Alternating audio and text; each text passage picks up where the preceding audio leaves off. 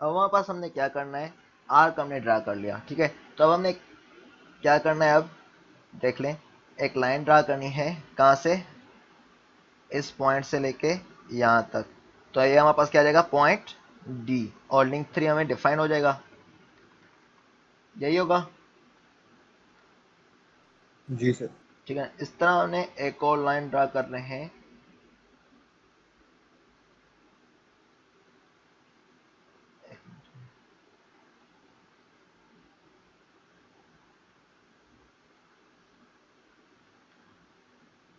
ठीक है, तो ये लिंक 3 डिफाइन हो गया, हमारे पास कितना है, लिंक 2 भी पता चल गया।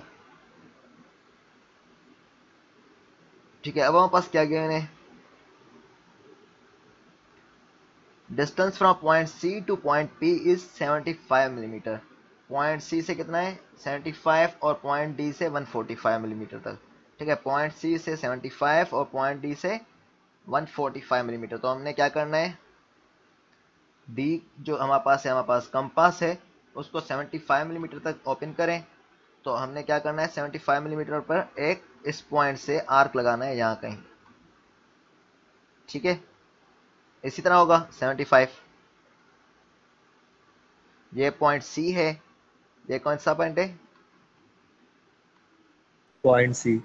ये वाला सी है, और ये वाला पॉइंट डी है।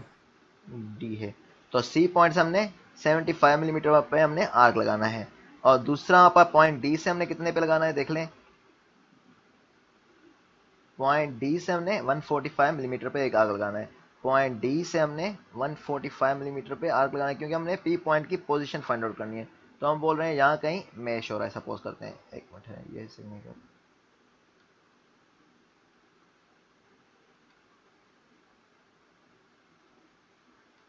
ठीक है, हम बोल रहे हैं यहाँ कहीं मैश हो रहा है पॉइंट पी।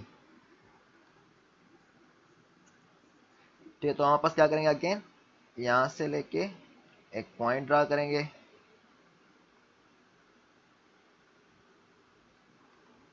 ठीक है, इस तरह हमें एक पॉइंट का लिंक मिल गया अगेन, जहाँ ये मैश हुआ है।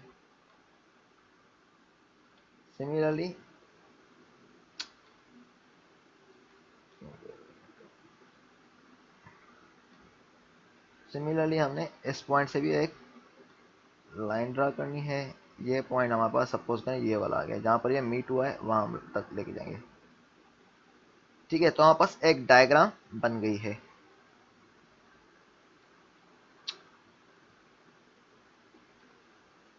हमारे पास क्या गिवन है, अब कुछ गिवन है, देखें, what is the angular orientation of link 3, what is the horizontal distance of point D. ठीक है, अब हमारे पास ओरिएंटेशन ऑफ लिंक 3 हम फाइंड आउट कर सकते हैं। डायग्राम जी कुछ सर बस। इस तरह से बनी है, देखें, तो आप इस तरह से मेंशन कर लेंगे। तो लिंक 3 की ओरिएंटेशन क्या होगी, यहाँ से लेंगे पॉइंट सी से, यहाँ पास ओरिएंटेशन क्या है, इसकी एंगल मेजर करेंगे तो कितना है 24 डिग्री, तो माइनस 24 डिग्री हो जाएगा, क्योंकि ट्वेंटी ये नीचे फोर जा रहा है। ठीक है, तो ये माइनस 24 डिग्री हो जाएगा।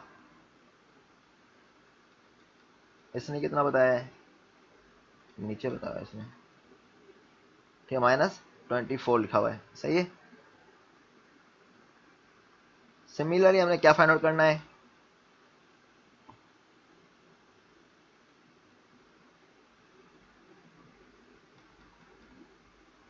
What is the horizontal distance from the origin two point D. तो हमने हॉरिजॉन्टल डिस्टेंस अब मेजर कर सकते हैं ओरिजिन से पॉइंट डी तक, जो हमने पॉइंट बनाया है इन दोनों के बीच में, पॉइंट ए से पॉइंट डी तक, पॉइंट ए से पॉइंट डी तक।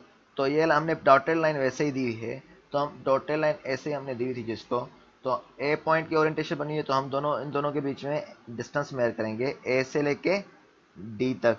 डी तक। जो भी आएगा वो बता देंगे कि हमारे पास कितना है, ये हमारे पास आया 147.8। तो हम ये बता रहे हैं ये 147.8 है। ठीक है, तो हमारे पास ये पॉजिटिव ही होगा, क्योंकि ये पॉजिटिव एक्स एक्सिस में जा रहा है। तो हमने पॉजिटिव से। 147.8 इसका क्या है हमारे पास, ये डिस्टेंस है, 147.8 आ गया। ठीक है, सिमिलरली जैसे हमने पॉइंट पी की लोकेशन फाइंड आउट की थी, कैसे की थी, हमारे पास ए पॉइंट से हमारे पास ये कितना दूर है इस तरफ, वो एक्स एक्सिस का डिस्टेंस बताएगा वो कितना दूर है, 47.8 ये किस तरह मालूम करेंगे, हमने एक डॉटेड लाइन ले ली तो उससे हमने पी पॉइंट की पोजीशन बता दी कितना दूर है, तो ये 47.8 मिलीमीटर है, तो हमने बता देना है। तो अगर हम कोई और स्केल ले रहे हैं तो एट द एंड हम मल्टीप्लाई करके हम इसको क्या करते हैं, जिससे हमने अजम्पशन ली थी वो हम बता देते हैं किससे हमने ली थी। सपोज करें हम 1 इंच लेते इज इक्वल टू 10 मिलीमीटर, तो आखिर में इंच में जो भी लाइन आती है उसको 10 मिलीमीटर से मल्टीप्लाई करते एज हमने स्केल लिया था, तो हमारे पास ओरिजिनल इतनी हो जाएगी। सही है, तो हमारे पास 47.8 एक्स में है और वाई में कितना है, ये डिस्टेंस आएगा यहाँ से बी के, हमने डिस्टेंस मेजर करना है 74। कितना है, वाई में 74.9। 74.9। ठीक है, तो आपस कितना है, 74.9 आ गया। सर एक बात बताइएगा, जी हाँ, वो जो आप हॉरिजॉन्टल लाइन ले रहे हैं जो -24 डिग्री एंगल बता रहा है, वो आप कैसे ले रहे हैं सर? -24 डिग्री वाली, जी सर, वो आप कैसे ले रहे हैं? ये पॉइंट सी है हमारे पास, सी पॉइंट तो मिल गया हमें। सही है, जी सर। तो पॉइंट सी से हमने क्या किया, यहाँ पर हमने क्या किया, एक अज्यूम करके हमने क्या किया, क्योंकि हमने डी को हमने जीरो रेफरेंस से हमने लेना होता है, तो हमने ये कर लिया, यहाँ पर एक हॉरिजॉन्टल लाइन या डॉटेड लाइन हमने कोई भी एक लाइन दे दी। ठीक है, अब हमने क्या करना है सर यहाँ पर, जी हाँ, ये हम अज्यूम करेंगे सर, एक नहीं लाइन पैरेलल खींच देंगे, ये नॉर्मल लाइन। ये डॉटेड लाइन इसलिए खींच रहे हैं ताकि हमें अंदाजा पता चल सके कि हमारे पास जो है सेंटर इस तरफ ही है, क्योंकि हमारे पास सेंटर पे हम डी रखते हैं, वरना अगर हम डी रखेंगे हमारे पास हो सकता है कि टेढ़ी रख जाए, इस तरह कहीं रख जाए, या इस तरह रख जाए, या इस तरह रख जाए, यही हो सकता है ना पोजिशन। तो हमने क्या करना है, एक जी सर। हॉरिजॉन्टल लाइन इसलिए लगाते हैं ताकि हमें क्लियर हो जाए कि हमारे पास लाइन जो हम डी रख रहे हैं वो हॉरिजॉन्टली है या नहीं, क्योंकि हमने एंगल जो मालूम करनी होती है इसी एक्सिस से मालूम करनी होती है इस तरह, क्योंकि एक्स एक्सिस इस तरह हमारे पास सीधा लेते हैं, तो हमने इसलिए ये लाइन ले रहे हैं ताकि हम डी को सीधा रख सकें, वरना लाइन ना भी दें तभी फर्क नहीं पड़ता, लेकिन इसलिए रख रहे हैं ताकि हमारे पास एंगल का अंदाजा लग सके कि हम सही ले रहे हैं या गलत ले रहे हैं। सही है, क्लियर है, ठीक है सर। जी तो जो भी डिस्टेंस आएगा इसके बीच एंगल आएगी वो हमारे पास आ जाएगी इसमें। ठीक है, तो उसमें आप ये पॉइंट्स दे देंगे एल पी डी, और ये वाले बोर्ड पे होता तो आपको इजीली हम ये पॉइंट भी दे देते हैं। ठीक है, तो ये समझ में आ गया होगा होपफुली। जी सर। ठीक है, इस तरह दूसरे हैं हमारे पास vector loop position analysis. Vector में हमारे पास क्या होता है, मैग्नीट्यूड होता है और डायरेक्शन होती है। ठीक है, तो ये सिंपल डेफिनेशन इसने बताई हुई है, इसको इसने यूक्लिडियन वेक्टर बोला हुआ है। तो यहाँ पर इसमें क्या होता है, जो हमारा नॉर्मल वेक्टर होता है उसी को इसने यही नाम दिया हुआ है। इससे मैग्नीट्यूड होती है और डायरेक्शन होती है जो रिप्रेजेंट करता है फिजिकल क्वांटिटीज को, जबकि उसमें मैग्नीट्यूड जो होता है किसमें होता है, एक होता है स्केलर, तो उसमें मैग्नीट्यूड सिंपली होगा, उसमें डायरेक्शन की ज़रूरत नहीं होती। ठीक है, तो इस तरह से आपस क्या है, ये आपस बताते हैं इन दोनों के बीच में क्या डिफरेंस है, सिंपली डेफिनेशन है इनकी।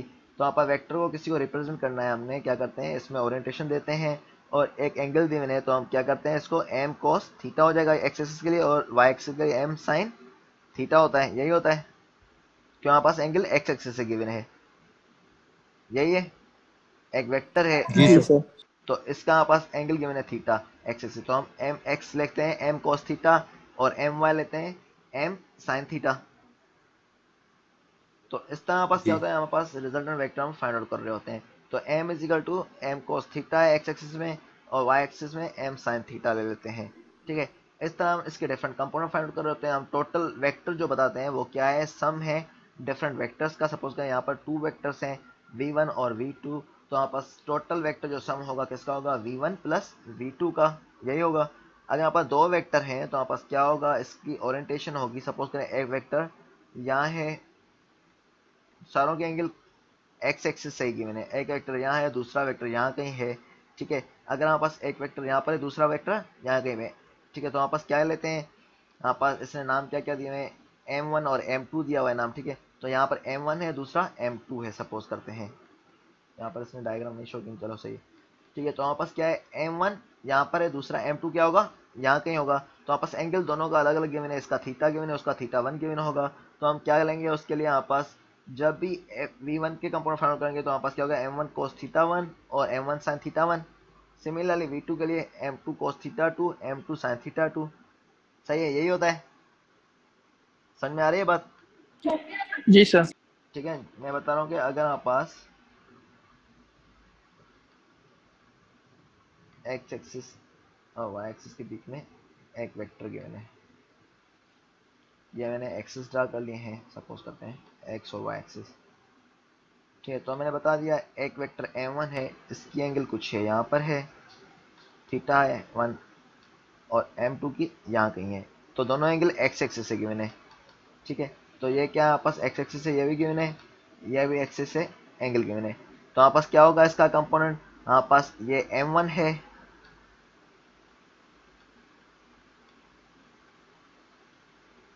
और ये क्या है m2।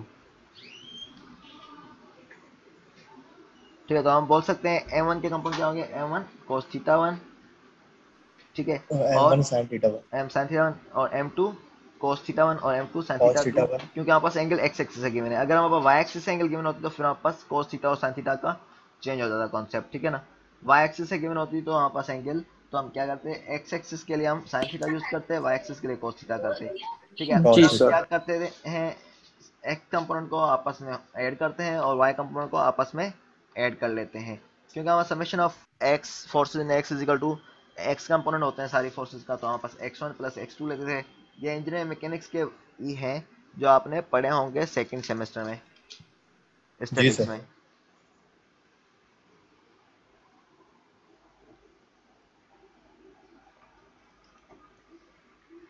सिमिलरली y कंपोनेंट हम इस तरह ऐड करते थे, तो हमारे पास टोटल मैग्नीट्यूड लेते थे under root of X square, जो हमारे पास ये इसका सम आया है, और प्लस वाई स्क्वायर लेते थे, तो ये मैग्नीट्यूड हम इस तरह फाइंड आउट करते थे।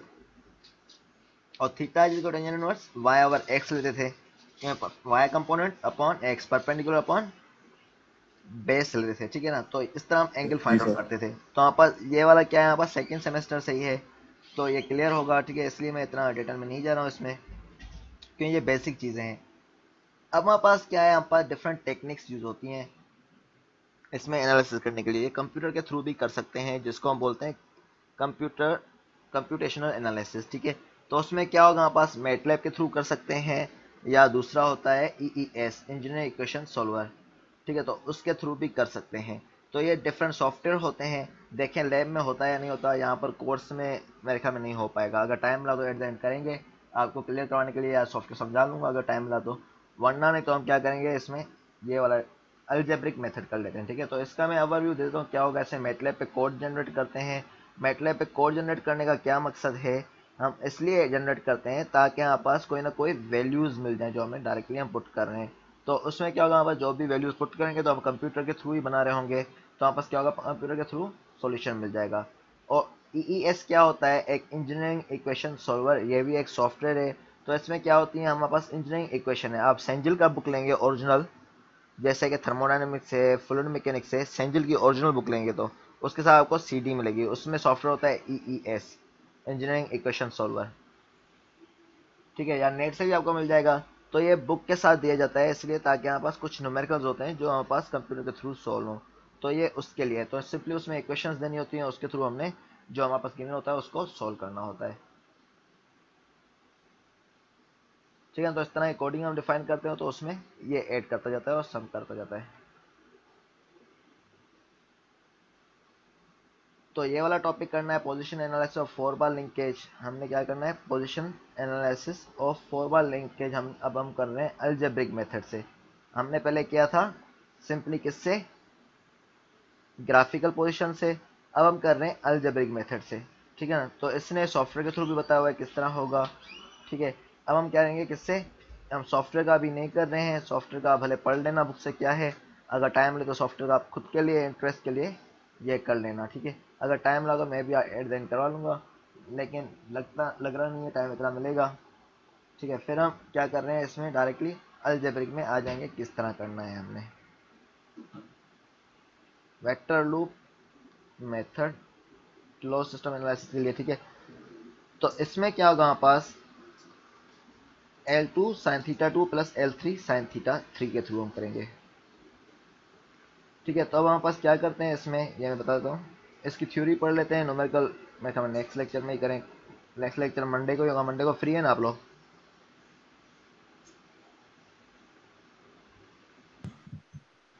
जी सर। सर टाइमिंग टाइमिंग कौन सी रखें, 11 रखें 12 रखें, जो बताएं।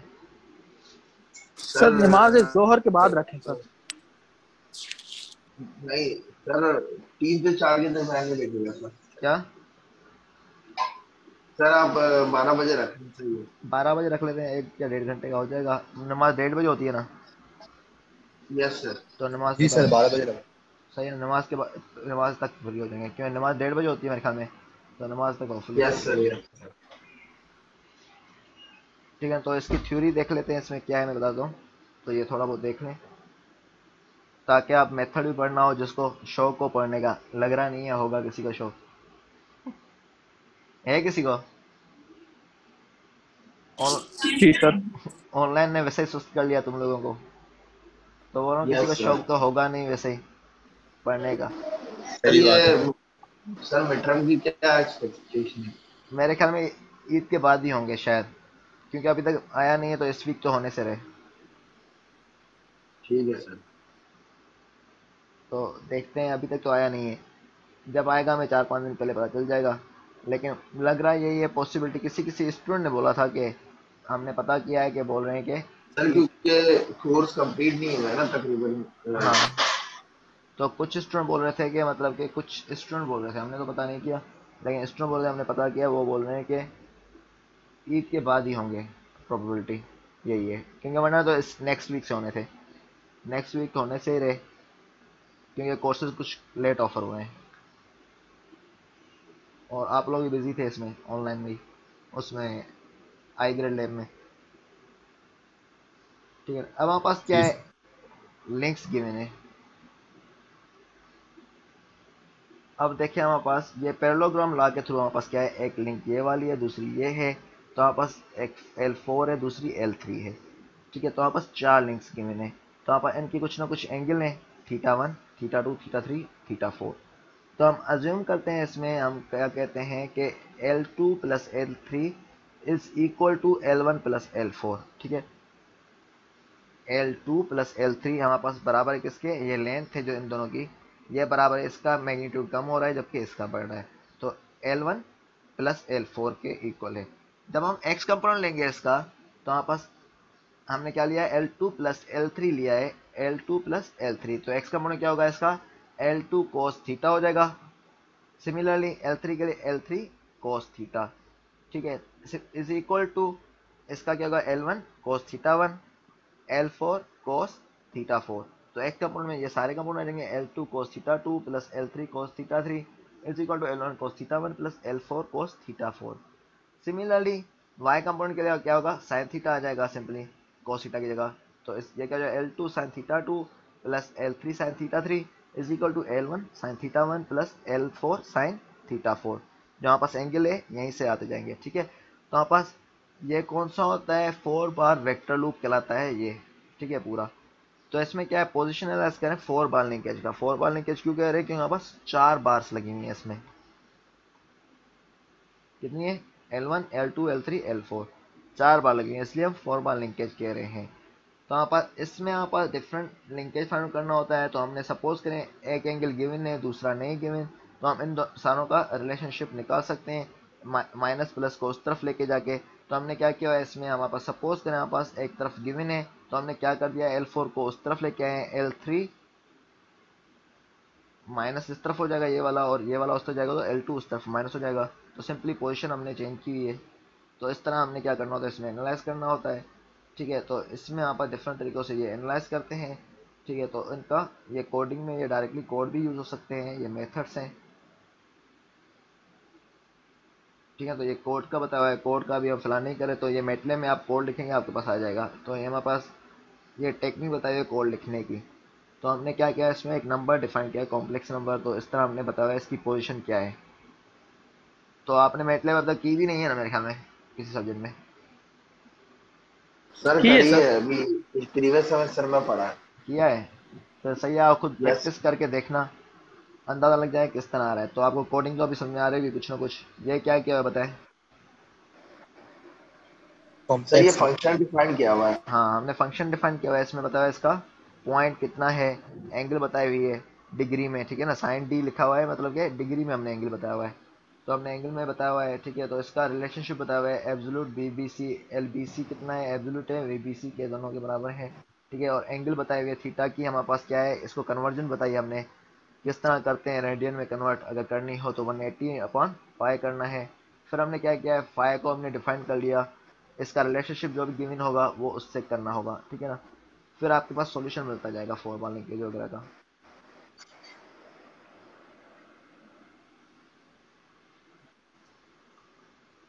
नेक्स्ट लेक्चर में हम ये वाला स्टार्ट करेंगे, यहाँ से ये वाली इक्वेशन है देख लेना। ठीक है सर। ये वाला C1 C2 C3 और cos थीटा 4 और sin थीटा 4, इस रिलेशनशिप से हम इंशाल्लाह नोमेक्लेचर करेंगे जो होगा अलजेब्रिक एनालिसिस में, ठीक है ना। वो आ जाएगा, ये इक्वेशन है यहाँ पर डिफाइंड है C1 C2 C3 की, और ये वाली यूज होंगी इनमें पोजीशन वैसे यूजिंग वेक्टर सर लूप वो टू। भी सर वो भी ड्रॉ वाला है क्या? नहीं नहीं, उसमें इस तरह की इक्वेशन बनेगी, ठीक है सर। ठीक है। इस तरह अलजेब्रिक में तो आपको मतलब मैथमेटिकली सॉल्व करना होता है, अलजेब्रिक का मतलब ये, अलजेब्रिक का। ठीक है ना। वो था ग्राफिकल एनालिसिस, ठीक है। तो अलजेब्रिक अब कर रहे हैं, ठीक है। तो उसमें हमारे पास क्या होगा, इस तरह से हमारे पास पहले होगा। तो हमने एंगल वगैरह के लिए सर अंदर, जी हाँ, पेपर में सर आप दोनों सवाल अलग अलग देंगे, अलजेब्रिक अलग देंगे और ग्राफिकल का देंगे, या दोनों में से कोई एक देते? पता नहीं, देखते हैं जब पेपर बने कोर्स कितना होता है, क्योंकि ये टॉपिक पहले नहीं थे। जो मैकेनिक्स ऑफ मशीन थी पहले, जो आपके प्रीवियस सेमेस्टर एस्ट्रो पढ़ चुके हैं, उसमें ये वाला टॉपिक नहीं थे, दूसरा तीसरा चैप्टर नहीं था, या फोर्थ भी नहीं था मेरे ख्याल में। तो ये वाले जो हैं अभी ऐड हुए हैं इसमें आपके क्यूरिकुलम में, क्योंकि आप नया क्यूरिकुलम पढ़ रहे हैं। पहले था इस तरह से था और दूसरे टॉपिक थे कुछ, तो ये वाले सारे अभी ऐड हुए अच्छा। टॉपिक, ये क्यूरिकुलम में चेंजेस आई हैं। तो पहले था कैम था, शाफ्ट था, इस तरह की चीज़ें थी। तो अभी ये वाले गवर्नर था, तो इस तरह की चीज़ें ये अभी बाद में ऐड हुई हैं, ठीक है। ये वाले जो टॉपिक है 3 चैप्टर, मतलब कि आपको ज़्यादा होशियार बना रहे हैं ये लोग, सही यही मतलब हुआ ना। यस जी सर, सर, मतलब टफ कर दिया। ठीक है ना, आमिर सर टॉप करेगा इसको तो। हाँ ठीक है ना। अभी हमने ये वाले टॉपिक कर आपकी लिए दुआ सारे। चाहिए।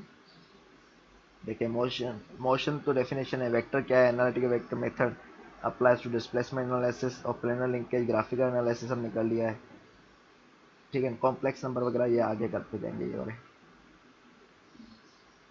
अभी सर हम चैप्टर 3 कर रहे हैं ना इसका, ये वेलोसिटी एनालिसिस ऑफ मैकेनिज्म। नहीं ये वाला कर रहे हैं अभी तक तो, 2 वाला चैप्टर पोजिशन। 2 कर रहे हैं हम। हाँ जी सर, उसके हम, बाद 3 4। हाँ हमने 1 कर लिया है, और हमने गियर ट्रेन वाला कर दिया ये वाला। सही सर। जी सर। ठीक है, अभी 2 कर रहे हैं, तो 2 के बाद 3 आ जाएगा। यही इसी बुक में, ये बुक में शेयर कर लूँगा, इसी से होंगे ये टॉपिक, ये सारे टॉपिक। क्योंकि आप देख लेना बुक बुक का भी, और कंप्यूटर की खुद प्रैक्टिस करें, ताकि आपको अंदाज़ा लग जाएगा जिसको पढ़ने का शौक हो तो, ठीक है। चलें, आज का सेशन यहीं तक है। Okay sir. चलें ठीक है, अल्लाह हाफिज़। Okay sir. Okay. Okay sir.